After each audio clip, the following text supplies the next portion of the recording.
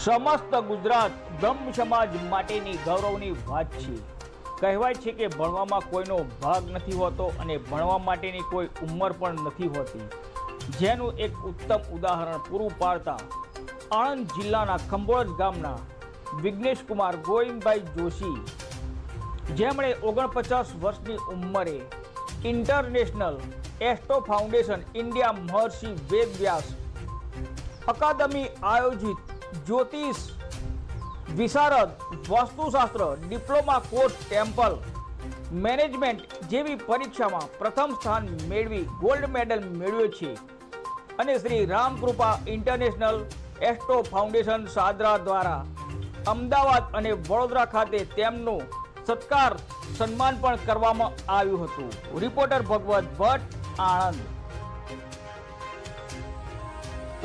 આપનો પરિચય? મારું નામ જોશી વિઘ્નેશ કુમાર ગોવિંદભાઈ જોશી, ગામ ખંભોળજ, અને હું છેલ્લા 40 વર્ષથી આ ગામની અંદર ધાર્મિક કર્મકાંડની સેવા આપી રહ્યો છું। તમને આ સન્માન જે મળ્યું છે, શા માટે મળ્યું છે? મેં અમદાવાદ ખાતે ઇન્ટરનેશનલ એસ્ટ્રો અકાદમીની અંદર મેં એક્ઝામ આપી હતી। મેં છેલ્લા 2-3 વર્ષની મારી 2-3 વર્ષની મારી મહેનત છે। મારી પત્નીને સરસ સહકાર આપ્યો હતો અને મને આજે સન્માનિત કરે છે ઇન્ટરનેશનલ એકેડમી તરફથી મને મેડલ એનાયત થયો છે, શિલ્ડ એનાયત થયો છે।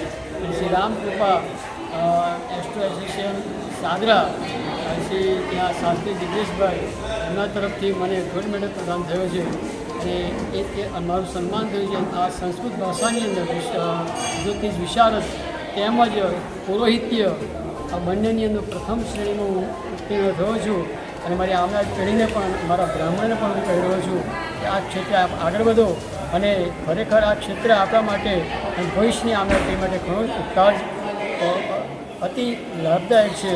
આપણને આપણા સંસ્કૃતિને સાચવવું, આપણી સંસ્કૃત જ્ઞાનને સાચવવું એ આપણી મોટી મૂડી છે।